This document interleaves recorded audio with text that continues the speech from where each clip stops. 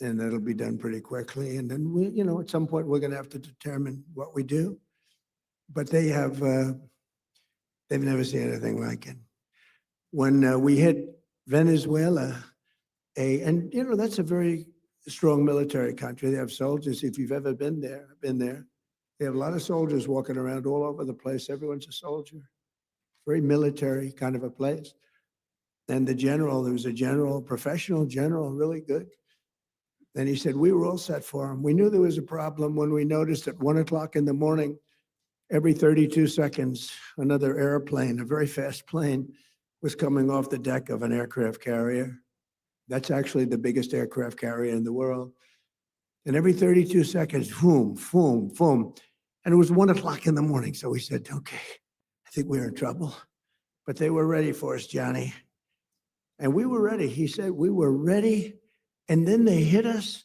And they came from 17 different angles. They were here, they were there. We ran for our lives. It was over. And it was over. And then we took this guy who was a very bad guy. And within literally minutes, he was in the back of a helicopter in a house that was in a big military base with thousands and thousands of soldiers. The house was all steel with steel doors, steel everything. They had the small steel doors, the big doors. We were equipped for anything. Even the big one would have been opened within 30 seconds. They walked in with blow torches. And within minutes, he was out of the house, being thrown into the helicopter, sailing away. And the soldiers just looked, bye, bye. Enjoy your trip, sir. It was amazing. It was but this is more amazing what's happening now, because we took a very strong country. I could see that, Yasser, the problem you would have had. I mean, this was not a weak country. This was a strong country. They had over 10,000 missiles that they accumulated since October 2nd, if you think. Since the B-2s, really since the B-2s, they accumulated them in a matter of months, 6 months. But they had well over 10,000. They had rocket launchers. Rocket launchers are more important than the rockets, because you take a rocket launcher out, that's the end of that. People think you can take those big rockets and throw them out your window, like when you were a child with the paper airplanes. You said, it doesn't work that way. You need those launchers, and we knocked out now 97% of the launchers. That's why you may be attacked, but you're not being attacked with very heavy numbers of missiles like at the beginning. But in particular, I want to thank my friend, the Crown Prince Mohammed, who is a fantastic man and a great friend of mine, and a friend of all of yours, I think.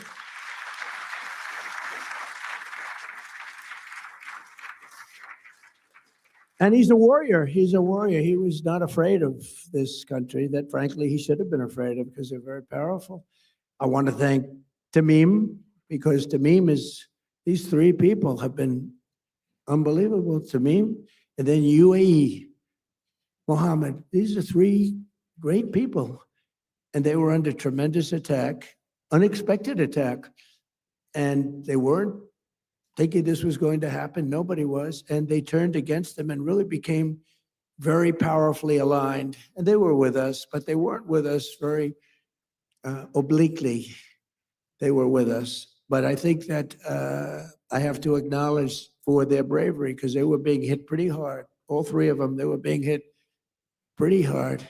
The Emir, Mohammed, you had two Mohammeds and a Tamim, and they're friends of mine. And also I have to say that Bahrain and Kuwait, they were stand up, more so than NATO, I want to tell you, more so than NATO. Now, they're a little closer to the action than NATO in all fairness, but very disappointed with NATO.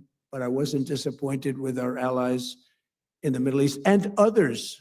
And others. We had tremendous support from countries that were not in the general area, but they were tremendously supportive. I think Turkey was fantastic, actually fantastic, and they stayed out of things that we asked them to. And he's a great leader.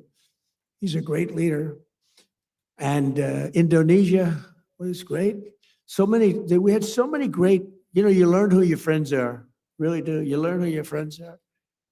And but Indonesia, Turkey, and so many other countries. But The five were great, but your dear friend and my dear friend he was all man. He stood up and he wasn't scared. Maybe he was, I don't know, maybe he was, but he didn't show it. He was great, a great leader. Saudi Arabia can be very proud of because he's got a lot of titles. He's the crown prince. He's the prime minister. He's the future king. He's got about 7 other titles. I said, you have more titles than any human being on earth. He's everything. And he deserves to be because he's a winner. So I just want to thank those people. So the Middle East will be transformed, and the future of that region I don't think it's ever looked brighter. You couldn't have, we did the Abraham Accords. I hope you're going to be getting into the Abraham Accords finally. Yeah, so will you please go back and explain? It's time now. Mohammed said, oh yes, as soon as we do this, as soon as we do that. I said, Mohammed, we did that. Oh yes, but we have a couple of other things. It's now time. We've now taken them out and they are out bigly. We got to get into the Abraham Accords. And we hope all of the countries are going to be in the Abraham Accords. We have some very brave countries that did it, years ago. They went in and you know who they are, the early four, and they did a great thing in doing it. And it was great for them also economically, but it was a great thing that they did it. But I think all the Middle Eastern countries are going to be joining now. And in some cases, I would say all the Middle Eastern countries and beyond, you have people not in the Middle East that want to be members. You'll be seeing that soon. In the meantime, the conflict in Iran also makes it absolutely vital for the radical left Democrats in Congress to immediately end their dangerous shutdown of our Department of Homeland Security. They want to play games. That's all they are. These people are lunatics. They sort of remind me actually a little bit of Iran. They're deranged. They're deranged Democrats. For 42 days, they've tried to completely eliminate funding for the number one duty of government, which is keeping America safe. And they want no ICE. They want no border patrol. They want no protection of any kind to be given, reopening our borders and stopping all immigration enforcement in our country. They want to have our borders be open again. We took in 25 million people. We've gotten a lot of them out. Tremendous numbers of people that should never have been here. Over 4 long years before my election, these same radical, lunatic Democrats let 25 million people pour across our borders like they were nothing, like they were non-existent. These people were totally unvetted, unchecked, including murderers, drug dealers, gang members, vicious criminals, even the criminally insane. In 2024, the American people voted in a landslide to stop the invasion of our country. And I won all 7 swing states by millions and millions of votes. We won the Electoral College by a massive number. We won the popular vote, millions and vote, just millions. This was a big election. I loved every minute of it. And for the first time, no Republicans done anything like this in decades, but for the first time we won the counties of America. That's a big one. 2,700 to 525, 2,700 to 525, 87% of the vote. We won 87% of the counties. In other words, it was a mandate like our country has not seen in many decades. It was a mandate for an ideology, which is an ideology basically of common sense. We want strong borders. We want a powerful military. We want good education. We want to have homes for people and low interest rates and no inflation. And right now, my polls are better than they've ever been before. I heard the other day, I think that he's losing the MAGA base. I said, really? Because of the war. See, I get into a war. Of course, they call it a war. I call it a military conflict. But there's a legal reason for that. But you get into a war or a military operation or conflict for you, and then they say, my base. I said, no. MAGA is stronger than ever because MAGAs make America great again. But my MAGA people, which is the greatest phrase in the history of politics, it's the most important movement by far, probably in the history of the world. I mean, there's never been anything like this. And in fact, just a few days ago, you have to understand, the fake news right back. Oh, that's a lot of fake news. Yeah, so you brought a lot of fake news with you. They must know you're going to make a speech at some point because look at the. But what happened is the fake news was saying he may. They hope. You know, it's like, oh, we got to get rid of this guy. They say he may be losing his MAGA base, and that would be maybe the end of him. And then I happened to be watching CNN, which is terrible. They treat me terribly. In fact, just a few days ago, CNN had a poll that had me at 100% of MAGA voters. They said they've never seen anything like that. Can you put that up? I actually said if you could put it up. Do you have the technology to put it up? Go ahead, give it a shot. You know, sometimes you look at the polling data and there are numbers that just jump off the screen at you. And this is one of those. Because just take a look here. MAGA GOP view of Trump. Approved 100%. 100%. If you are a member of MAGA and the GOP, you approve of Donald John Trump. 0% say that they disapprove. You don't have to be a mathematical genius to know you can't go higher than 100%. He is the 1972 Miami Dolphins. Good technology. Thank you. I figured you'd have good tech. I said, I wonder if they could put that poll up. We just did it 2 minutes ago. No, but I was watching this and I'm hearing them saying, could he be losing the MAGA base? I don't think so. You know why? Because MAGA wants to win, number one. Number two, they want our country protected. They don't want another country out there that's hostile and crazy to have a nuclear weapon. And number three, they like us protecting certain allies, whether it's Israel or Saudi Arabia or Qatar or UAE, any of them. They want that. MAGA wants strength and they want victory. They want success. And that's what we have. And we have been very, very successful. You know, when I went into Venezuela, I said, because I campaigned on the fact peace through strength, you wouldn't have to use. I built this great military. I said, you'll never have to use it. But sometimes you have to use it. And Cuba's next, by the way. But pretend I didn't say that, please. Pretend I didn't say. Please, please, please, media, please disregard that statement. Thank you very much. Cuba's next. So despite the radical left Democrat shutdown, we will continue to defend the sovereign borders of the United States of America and will defend our allies, your ally. You didn't know they were that tough, did you? You didn't know. They were pretty tough, Iran. Not tough anymore. Now we'll continue to deport dangerous criminal aliens from our country. Just days ago, an 18-year-old girl in Chicago named Sheridan Gorman was gunned down by a savage criminal alien led in by Sleepy Joe Biden and released in a Democrat sanctuary city. He was an animal. The same month, an 83-year-old veteran, highly regarded person, was shoved onto the subway tracks and murdered by an illegal alien with a long criminal history in New York City. These are vicious criminal thugs, disgusting human beings that Democrats have defunded our airports to protect. They want our airports to be defunded so that these people can come into our country. Not going to happen. We're not going to have it. That's why this week I deployed ICE to our airports to help reduce the delays.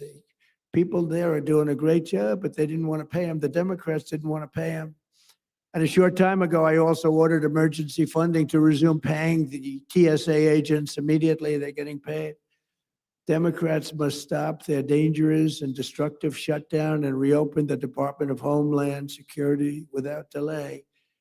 And it's time that they start thinking properly. That's why they lost in such a landslide and put America first. It's time that they start thinking about America first. And we're honored to be joined tonight by many distinguished guests from around the world, including FII Institute Chairman Yasser Al-Romayyan. Where are you, Yasser? Come here, stand up. Yes, yes, please. What a nice thing. What a nice thing. And his son, Faisal. And by the way, I've known him really well, but you know, I've never heard his last name. So I'm saying, who the hell is Yasser? I know Yasser. I said, who the hell is that guy? But I know him by Yasser, right? I didn't know if it was your first name or your last name. All I know is he's got a lot of power. All I know is he's got a lot of cash. And he's another great leader, actually, and he's a good friend of mine. So Nice to be with you and nice to be with your son. Son's beautiful. Saudi Minister of Finance, Mohammed Al Jadaan. Thank you very much. Thank you very much. Nice to see you again. Good job. I mean, if you want to be a Minister of Finance, Saudi Arabia is a good place to do it, right? You don't have any dearth. There's no dearth of funds. Most places, they say, where are we going to get the money? How about a tax increase? Minister of State, Mohammed Al Sheikh. Mohammed. Thank you very much. Great honor. Chairman of the Saudi Esports Federation, His Royal Highness Prince Faisal. And of course, please. Thank you. And of course, the kingdom's wonderful ambassador to the United States, Her Royal Highness Princess Rima, who's great.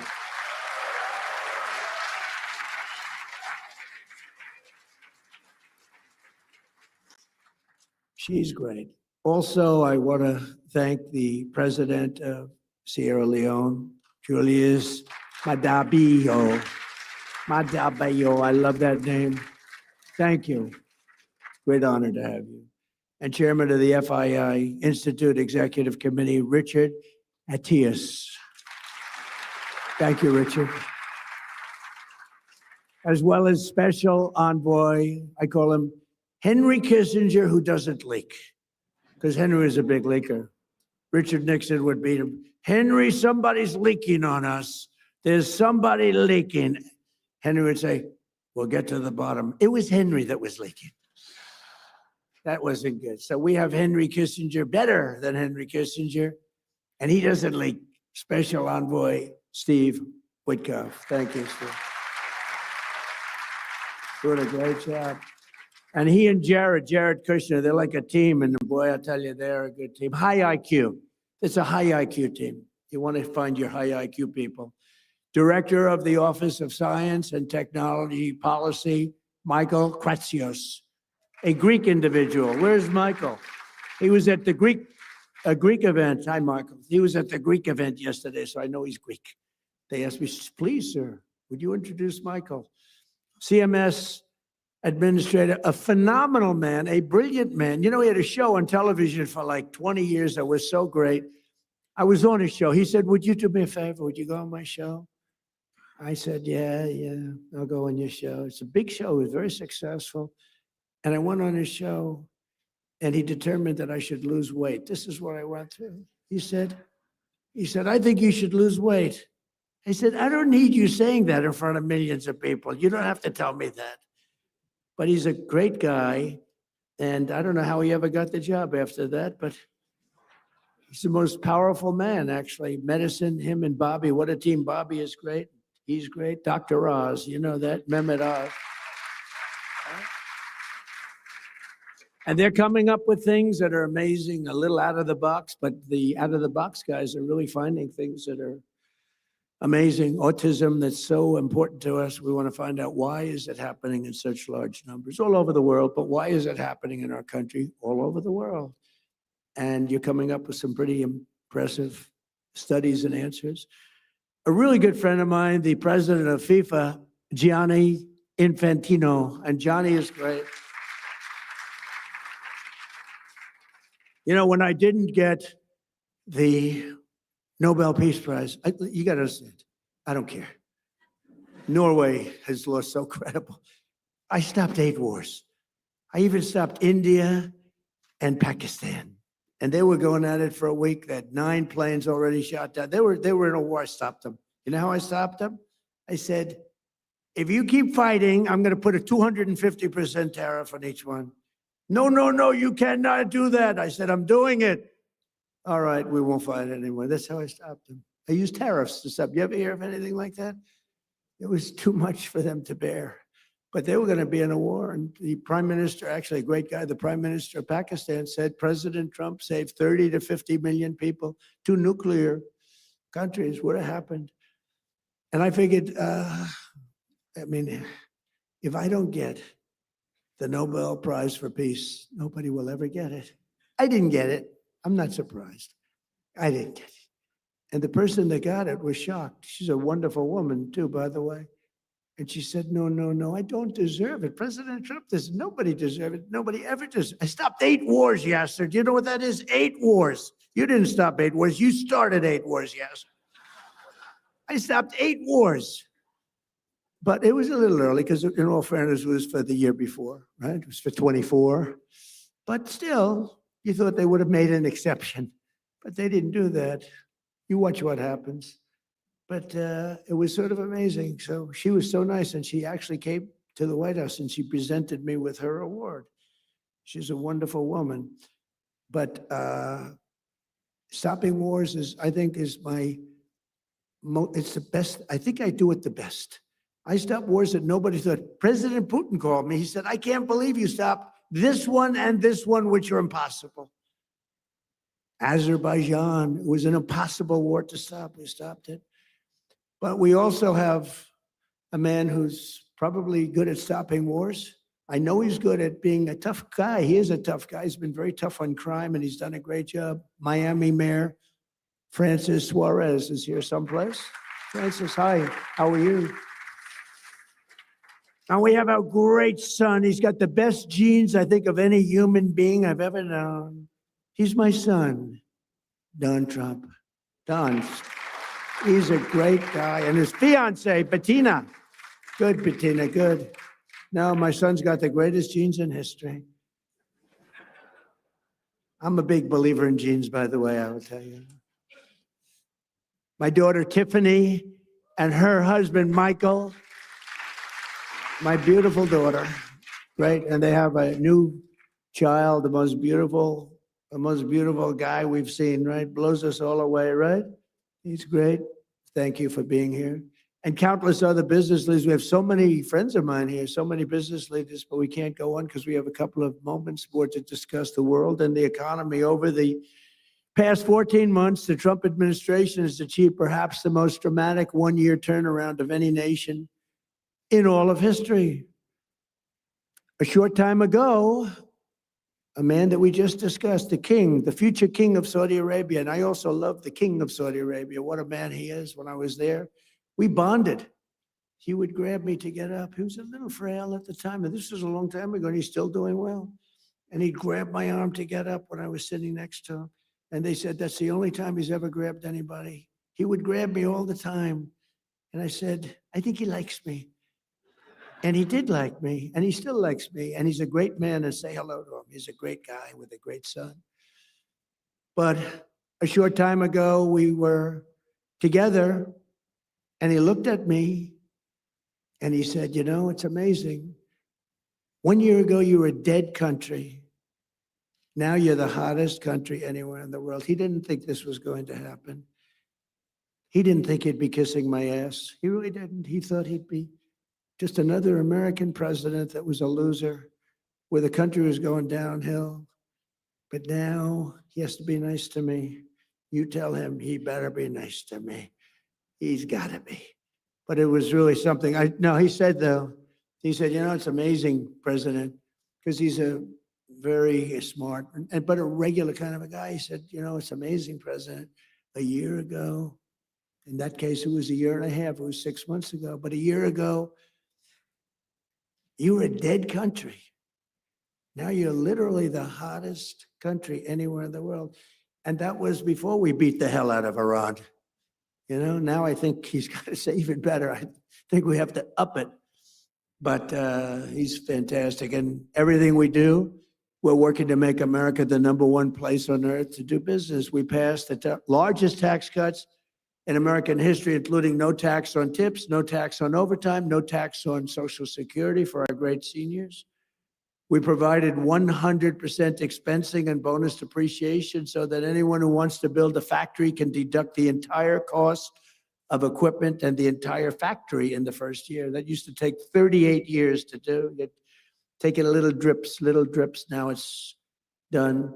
And you know, a lot of people remember that my first 4 years was the most successful time we've ever had financially in the history of our country. We had an unbelievable success, but this is much better. And by the way, when this war ends, it's going to be like a rocket ship. I thought we were going to go down more, and I thought oil prices were going to go up higher than they are now. It's not finished yet. I'm not saying it's sort of finished, but it's not finished. It's got to be finished. And I thought that we would see a bigger drop in stock. Hasn't been that bad. You know, it's sort of crazy. I hit 50,000 on the Dow. People said that wouldn't be possible within 4 years. I did it in 1 year. And then we hit 7,000 on the S&P. People said that's even harder than hitting 50,000 on the Dow. And I did that in less than 1 year. Toward the end of the year, both of them, we broke every record, every stock record we broke. And you're big beneficiaries because so many of you invest in the United States, and keep doing it because it's going to be a rocket ship. You watch. But then I said, all right, do I have to do this? We have a country that's sick and demented, and they have a nuclear weapon, or they want to have one. They were very close to getting it. Remember, they were 2 weeks away. They were 2 weeks away. If we didn't hit that, I call it the nuclear dust. I use the term nuclear dust. If we didn't knock the hell out of them, they would have had a nuclear weapon within 2 to 4 weeks, and they would have used it on you and on Israel and on everyone else. And I said, we really do have to stop and go on a little different journey for a little while and take them out and then go back to life. And that's what we did. And we did it violently. We did it powerfully. We did it with the respect of the world. And we helped a lot of allies. And we learned about other allies. We learned that other allies weren't there. We didn't need them, but they weren't there if we did need them. And that's going to be very costly for them. The stock market has set 53 all-time record highs since the election, adding $9 trillion in value to America's savings and retirement accounts and 401ks. Everybody's benefiting by this. And more Americans are working today than at any time in the history of our country. At any time. To me, that's the number one stat. More Americans are working today by far than at any time in the history of our country. And in 14 months, we've lifted 3.3 million Americans off of food stamps. That's a record. And Biden and his allies wrecked our country. They wreaked havoc on our economy, and they gave us the worst inflation in American history. Under Trump, during the last 3 months of 2025, we got core inflation down to 1.6%. And right now, the average tax refund for filers, because of the great big beautiful bill, has been close to $5,000. It's a lot of money for a family. And this, you know, when I'm talking to Saudi Arabia and I'm talking about $5,000, they look at me, 5,000? That's like a penny, right, David? That's like a penny. Saudi Arabia is not into $5,000, but it's Saudi Arabia. I just want to ask, are the Saudis impressed by the fact that a family has saved $5,000? I know they're looking like, what the hell is 5,000? Their shoes cost them more than 5,000. But that's the way it goes. We're talking about, remember, we're talking about the real world. In his entire term, Joe Biden, I have 2 terms for him, Crooked Joe and Sleepy Joe. It's always been pretty, you know, I do sometimes a poll, which is a more accurate term, sleepy or crooked, pretty much even. I like sleepy. In his entire term, Sleepy Joe Biden got less than $1 trillion of new investment in the United States, a lot less. And in our first 11 months, 12th month is coming, it's going to be big. We did $18 trillion. Think of it, less than $1 trillion for 4 years. In 11 months, we did $18 trillion. And we have factories being built all over the country at a level that's never been seen before. And a lot of that has to do with the fact that I allow these plants and everything to build their own electricity. Well, we need big electricity. They're all building their own electricity. But a lot of it has to do with the tax bill. A lot of them, because it's really the biggest tax reduction bill in history, the great big beautiful bill. And a lot of it has to do with the 1-year deductibility where you build a plant and you take the whole thing as a deduction. I did that in my first term also, but I had it for 1 year. Now I have it for 10 years. So it's pretty amazing, and it's pretty amazing what we're seeing. But it all started with our historic visit to the Kingdom of Saudi Arabia. My first visit was to the future king. And on that first foreign trip of my presidency last May, the Crown Prince announced that Saudi Arabia would be investing an incredible almost $1 trillion in the United States, which he later increased. As just a few examples of these new partnerships, Oracle will be building a $14 billion worth of cloud computing and AI infrastructure in the kingdom. I didn't know that, David. We have to talk to your father about that. Why isn't he doing it here, David? I'm very upset with you. And by the way, David has done a very good job. David Ellis said he just had a very big win. And your father's very proud of you because your father said, that's a tough one. And you got it done. It's going to be a great success. You're going to be a great success. You're going to blow away your father. And he'll be very happy about that because he loves you. But it's a great family. Great family. Say hello to him, okay? You're going to have a big, big success with the deal he made. Boeing is selling dozens of 737 airplanes in a deal valued at $4.8 billion and supporting approximately 20,000 U.S. jobs. And during our trip, the United States and Saudi Arabia, and I must say also Qatar, we visited, they were fantastic. And UAE, we visited, they were fantastic, all three of them. We took in a total of almost $3 trillion from just those three countries. But Saudi Arabia signed the largest defense sales agreement in American history, nearly $142 billion of the finest military equipment anywhere in the world. We make the best military equipment in the world by far. Nobody's ever figured out the Patriot. I mean, when you can shoot down 101 out of 101, that's good stuff, right? And those suckers are traveling at 2,000, Mr. Minister, 2,500 miles an hour. You better hope you don't have chokers sitting behind that desk. Because if they're about 1 second late, that's the end of it. You know, you say, well, we missed them. They're coming. When I hosted the Crown Prince at the White House last fall, we officially designated the kingdom as a major non-NATO ally, first time. And for the very first time, we agreed to sell Saudi Arabia perhaps the most capable fighter jet ever built, the F-35. The F-35 is amazing. And we sell them very sparingly. We don't want other people to have them. I'm confident that this partnership and so many others around the world will continue to grow and thrive because under President Trump, America once again fights and competes for one thing. We fight to win. We fight for justice and we fight to win. We don't fight to be politically correct like we did under other presidents where we fought to just keep fighting, fighting, fighting. And, you know, when I took out ISIS, I was told by generals it would take 4 to 5 years. And I met General Raisin Kane, who's our top person, head of the Joint Chiefs of Staff. I said, if I ever do this thing again, if I ever get in, I'm putting that guy as the head of the Joint Chiefs of Staff. I went to see him in Iraq, and I said, why is it taking so long to destroy ISIS? We have the best weapons in the world. And I understood why, but I had generals, I call them the television generals. They weren't any good. Mattis, Milley, they weren't any good. They were lousy. But they said, sir, it will take about 4 years. When I went over and I met General Kane, I said, how long will it take? 4 weeks, sir, you'll have a lot of time left over. I said, wait a minute, did you say 4 weeks? 4 weeks, sir. It'll take 4 weeks. You'll have a lot of time left over.